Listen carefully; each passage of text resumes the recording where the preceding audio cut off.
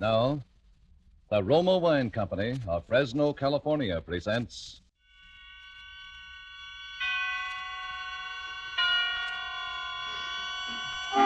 Suspense.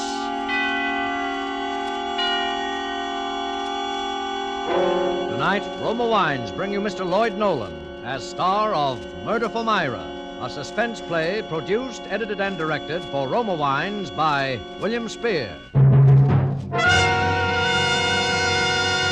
Suspense, radio's outstanding theater of thrills, is presented for your enjoyment by Roma Wines. That's Roma, Roma Wines. Those excellent California wines that can add so much pleasantness to the way you live, to your happiness in entertaining guests, to your enjoyment of everyday meals. Yes, right now a glassful would be very pleasant, as Roma Wines bring you Lloyd Nolan in a remarkable tale of Suspense.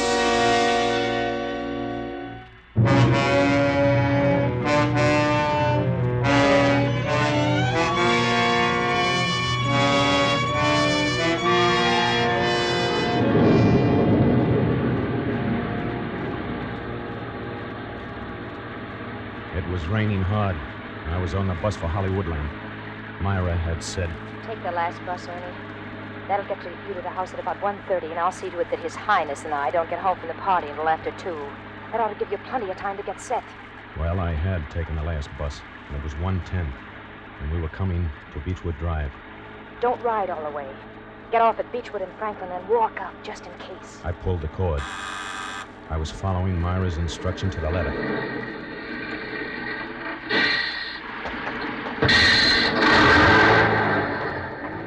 It was raining harder than ever when I got off the bus. I turned up my coat collar and started up the hill.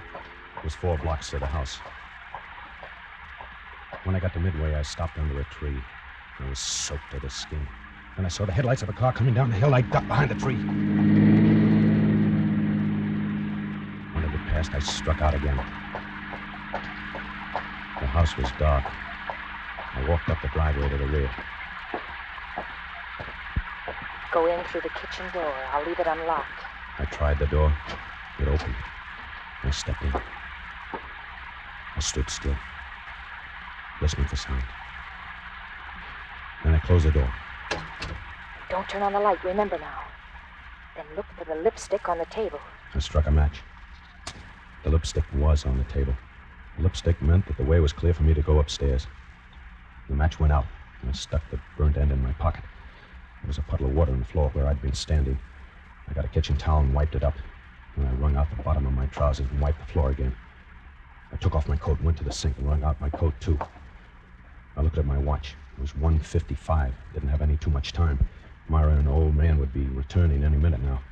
So I walked into the next room. It was the dining room. The door on the other side of the room was open. Led into the hall. I could see the stairs. I walked into the hall and started upstairs. And the match went out.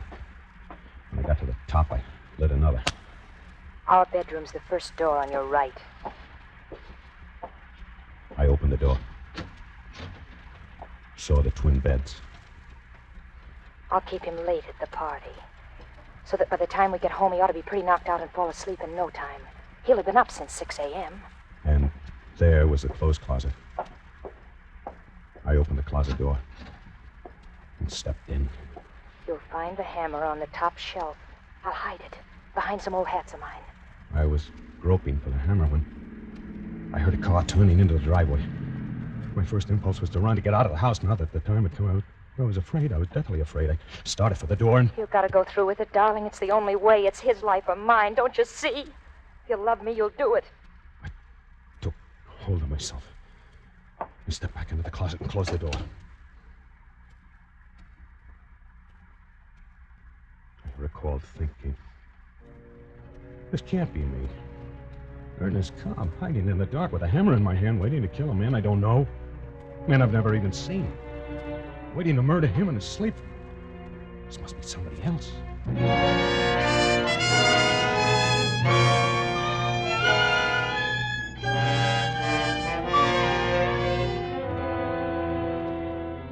For Suspense, Roma Wines are bringing you as star Lloyd Nolan in Murder for Myra by Lee Horton and Paul Bernard. Roma Wine's presentation tonight in radio's outstanding theater of thrills, Suspense.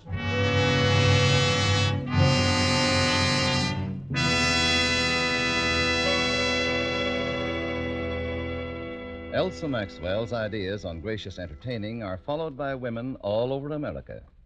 The other day, she said this about Roma wine. One of my favorite wines is distinguished Roma California Sherry, a glorious gold and amber wine, delightfully light and nut-like in taste. Roma Sherry is ideal for any occasion, before dinner with appetizers, or during the friendly evening hours. Yes, good Roma Sherry, like all Roma wines, is always unvaryingly good. The goodness of carefully selected grapes, brought to perfection in California's choicest vineyards, gently pressed, then, unhurriedly, guided to flavor richness by Roma's ancient winemaking skill. Yet all this goodness is yours for only pennies a glass. Remember, because of uniformly fine quality at reasonable cost, more Americans enjoy Roma than any other wine. R-O-M-A, Roma Wines. And now Roma Wines bring back to our Hollywood soundstage Lloyd Nolan in Murder for Myra, a narrative well calculated to keep you in suspense.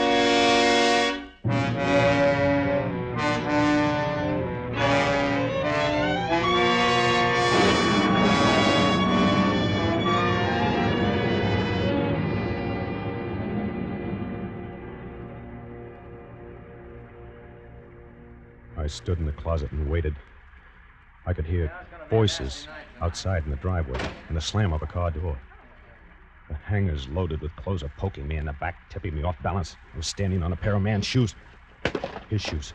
I kicked the shoes out of the way and shoved some of the hangers back and closer together. I listened. There was some sound from below. But everything was quiet again.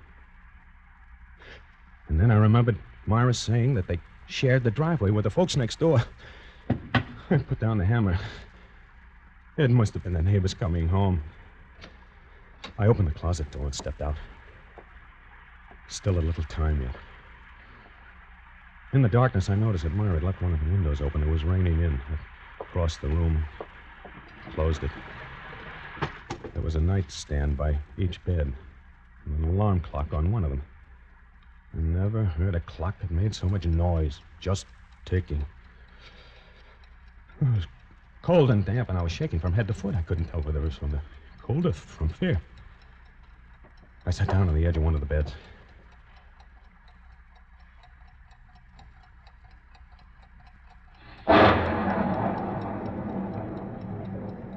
Then I decided to have another look at the hammer. In a few minutes, I was going to have to use that hammer. It's a big, heavy one, Ernie. It'll do the trick, all right.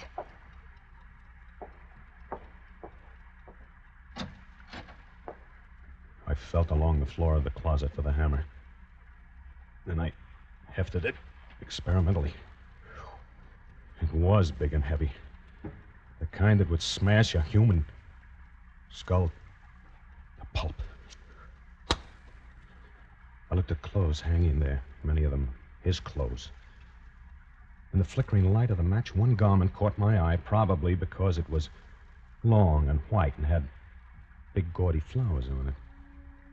It was Myra's negligee. She'd been wearing it that morning when I first met her 5 months ago.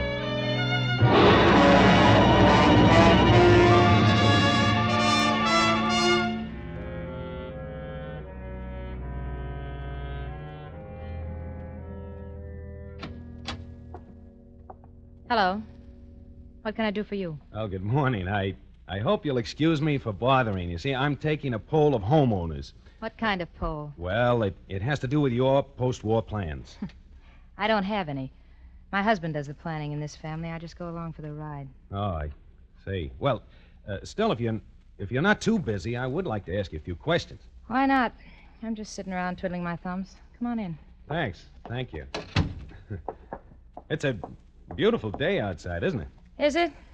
I hadn't noticed. I sat down on the sofa and opened my portfolio. I felt ill at ease. bare emotions do that to me, and Myra's emotions that morning were as bare as her throat in that low-cut negligee. I knew right away that she'd had a row with her old man. In my business, you get so you can figure out things like that.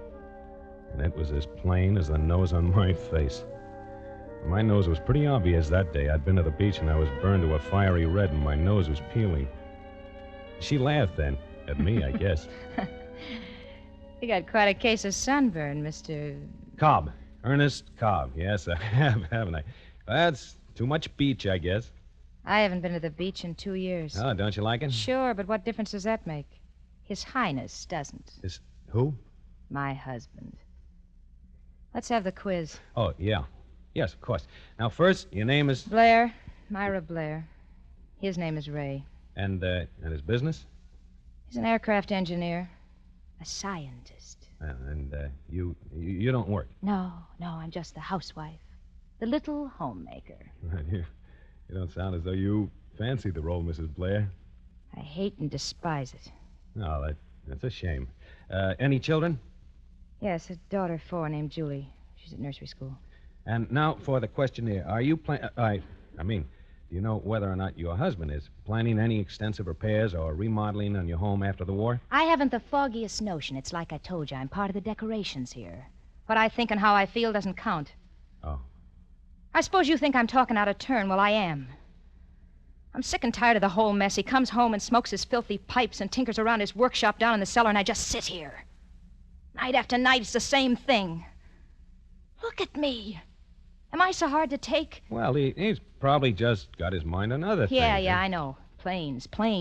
That's all I hear. That's the war, Mrs. Blair. He's phooey. It was the same before the war started. I'm not getting any younger. I want to have some fun. Do you blame me? But no.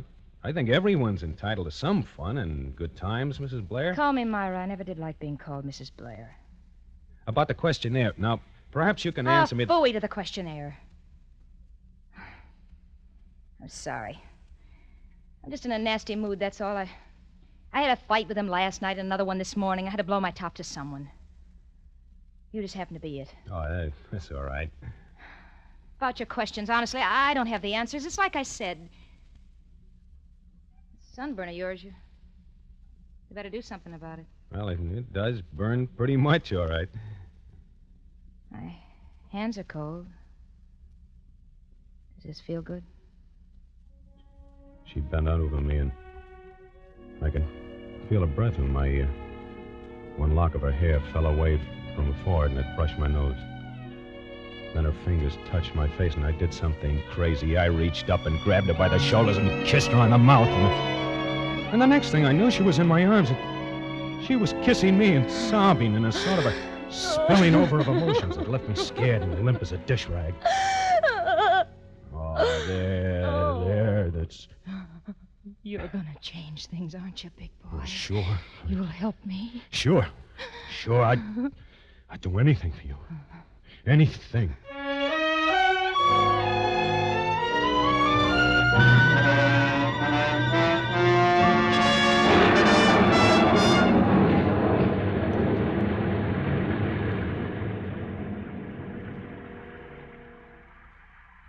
The match went out. The negligee merged back into the other clothes there. I stuffed the hammer back into the corner and came out into the room again to wait for Myra and His Highness to come home from the party. His Highness. He's unbearable, Ernie. Every time he puts his filthy paws on me, I go all raw inside.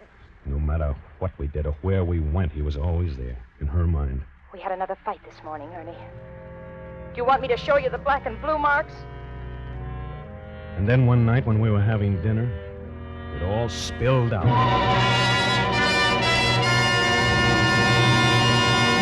There's only one answer, Ernie. I gotta get rid of him. Well, that's what I've been saying all along. You've got to divorce him. No, Ernie. That isn't what I mean. Well, then what... I mean I'm gonna have to do away with him. Myra? What? You're out of your mind. You don't know what you're saying. Oh, yes, I do. I've thought it all out. Myra, don't say such a thing. Don't even think it. What you're suggesting is... Murder, Ernie. That's right. Murder. I didn't sleep that night. And yet, worried as I was, that the idea didn't seem real to me. Murder. It was something you read about, something for gangsters and madmen to traffic in. It wasn't a thing that could touch me, Ernest Cobb, or Myra. She didn't say anything about that. The next time we were together, I thought she'd come to her senses. She'd just been upset. And then one night we went rowing in Westlake Park.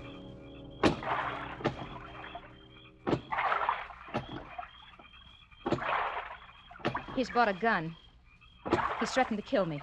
He wouldn't dare. It's him or me, Ernie. I gotta get rid of him. Well, get rid of him, yes, but not the... What other way is there? I don't know, but... What other way is there? Name it. Well, how are you going to do it, Myra? I'm gonna poison him. You'll help me, won't you? No, I couldn't. I'm not asking you to feed it to him. You can help me get a little poison, can't you? I don't know anything about poisons. I don't know anything about murder. Well, you can learn, can't you? If you're that dumb, maybe I can find someone else. Myra. There are others who'd be glad to help. Please, don't talk like that, Myra. Well, You know I'd do anything for you. there's a better way, Ernie. What? He's got a big, heavy hammer down in his workshop, Ernie. You could do the trick easy. Oh, no, Myra, not me. I'd do anything in the world for you, Myra. Anything, But the one thing that'd help me out of this mess. It's his life or mine, Ernie. If you love me, you'd do it. I can't do that. I can't. You'd leave it for me to do. No, It'd be a cinch, Ernie. You could sneak into the house some night when we were out and hide until we get home. With that hammer, it'd be all over in a second. And then we'd say a burglar came No, Myra, no. Oh, you don't love me, really. It's all just talk. No, it isn't. You know better than that. I worship you, Myra. I couldn't live without you. Ernie, if you want me, you've got to do it. You've gotta, Ernie. All right, Myra. I suppose I knew I'd have to. It's just a little hard to get used to the idea, that's all. But I'll do it. Come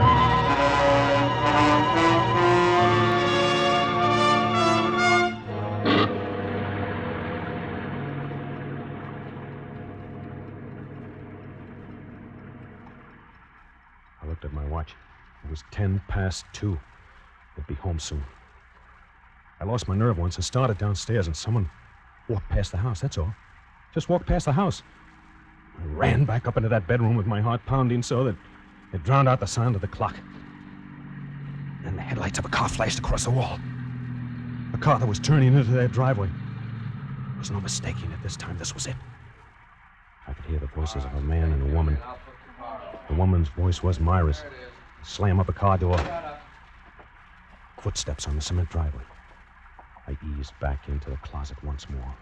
Felt for the hammer on the floor and closed the door, all but a little crack. Then I heard the front door open and close. Somebody walking upstairs. Come on, Julie, wake up. Wake up now, darling. Come on. We've got to get undressed. Go to bed. It was Myra. The kid was asleep and she was carrying her. That's the girl. Now stand up. That's it. Turn around, darling, so Mama can unbutton your dress. There. You go in your own room, dear. Take off your shoes. Mama will be right in. I heard her walking toward the closet. Ernie, are you there? Yes. I knew she was standing there, but I couldn't see her. I groped for her in the darkness. My hand touched her shoulder, and then she was in my arms, her body pressed against mine, and I was kissing her. Did you find the hammer? Oh, Myra, Did you find the hammer? Yeah, the hammer, yes. He's putting up the car. He'll be up in a minute. Myra, it's all off. I can't do it. You've got to. I can't do it. Ernie, listen to me. I can't. I tell you I Shut can't. up and listen to me. Ernie, you say you love me. Oh, you know I do. I worship And you want me, don't you? More than anything in the world. All right, then. If you want me, you got to do it. But Mommy! Coming, darling. Quick, Ernie, you'll do it. I'll do it. Of course I'll do it. I knew you would. Mommy! She kissed me and closed the door. And then I heard him coming upstairs. He came into the room and switched on the light. I heard him moving around. I figured he was undressing and getting ready for bed. Well, as she asleep? She will be in a minute. Well, that kid isn't getting enough sleep, Myra. Now, don't start that again, please. Where are you going? Oh, the clothes closet to get my pajamas. Why? I held my breath. I'll get them for you.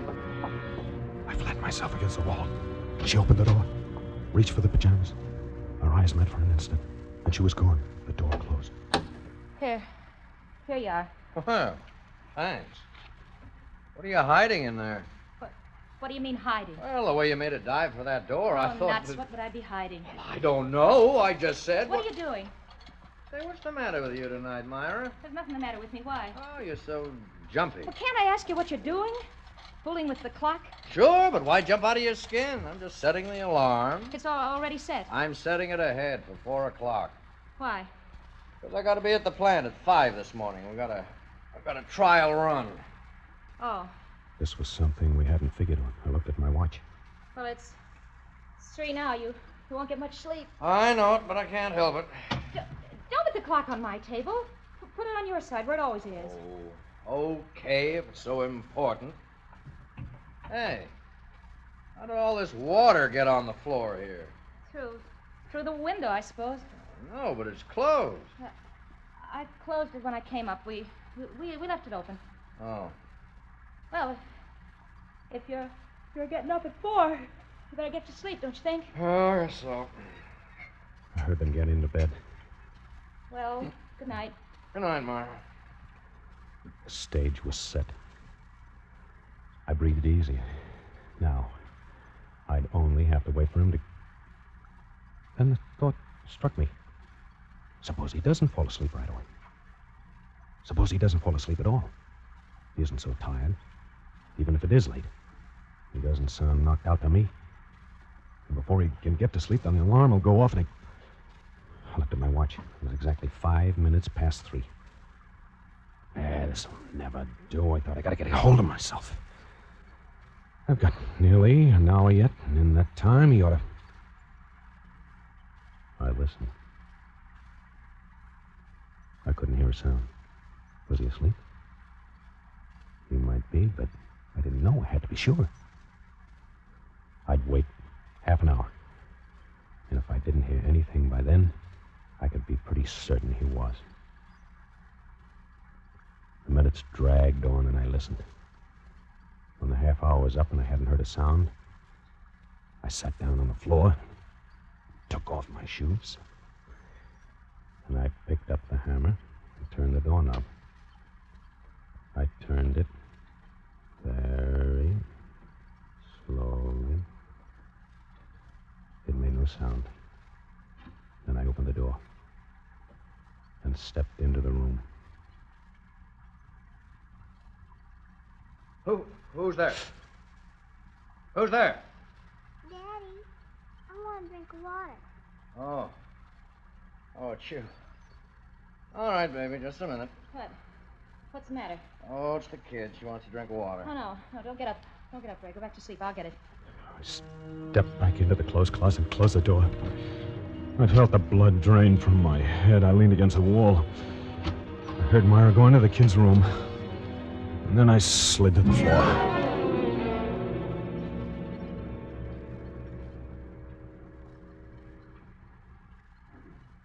I guess I must have passed out then, or fainted, or something. Because the next thing I remembered was sitting up, startled, wondering where I was. I looked at my watch. It was 3 minutes to 4. I remembered now where I was and what I was there for. I was in the closet. There was a man on the other side of the door that I had to kill before an alarm went off. And the alarm went off at 4. I remembered that I had to be very quiet because the man was asleep. Everything I did from that time on was automatic. I acted like a man in a dream. I picked up the hammer and stood up. I opened the door and crept into the room. I could see the hands of the clock by his bed. It was almost 4. I didn't breathe. I only listened.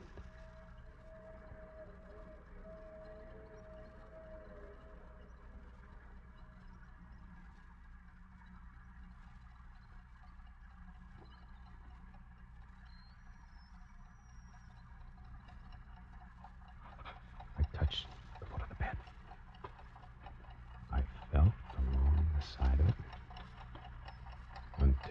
reached the headboard. Now, I was standing over him. I raised the hammer over my head and swung down. And I hit him again, and again, and again. And then I yelled, Myra!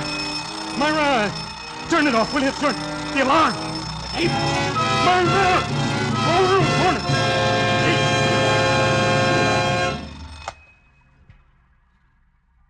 And then the light went on. And I was looking at a man sitting up in the other bed. And he was pointing a gun at me. Hello, Ernie. I moved the clock. You saved me a lot of trouble. I looked down at the bed I was standing over. And I saw Myra. And blood. And the hammer. And suddenly I felt an insane desire to laugh. And then a sob caught in my throat. I couldn't control myself. I started to laugh. I couldn't stop.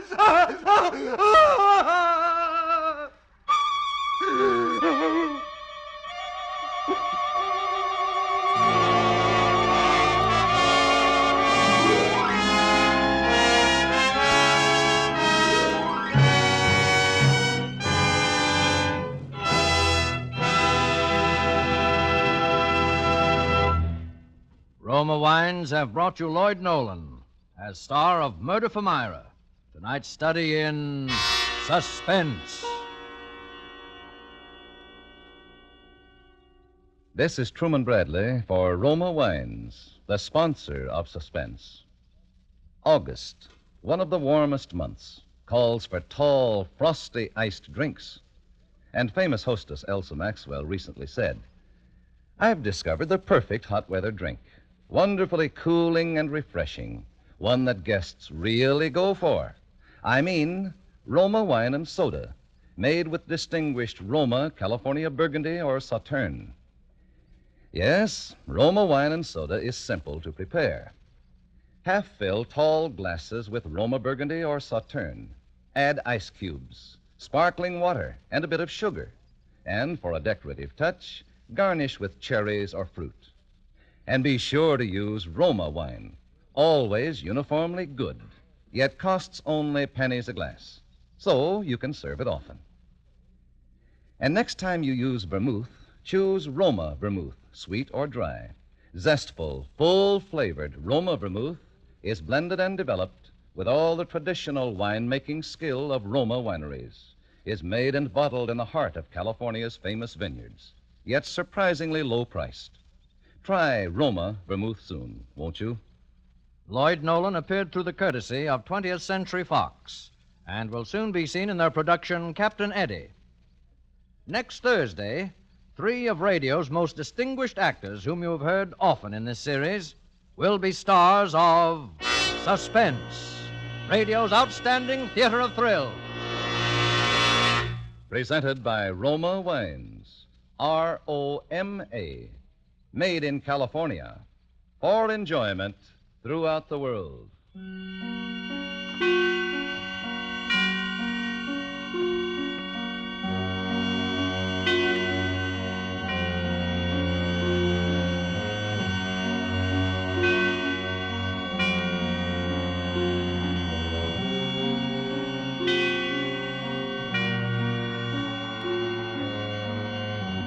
This is CBS, the Columbia Broadcasting System.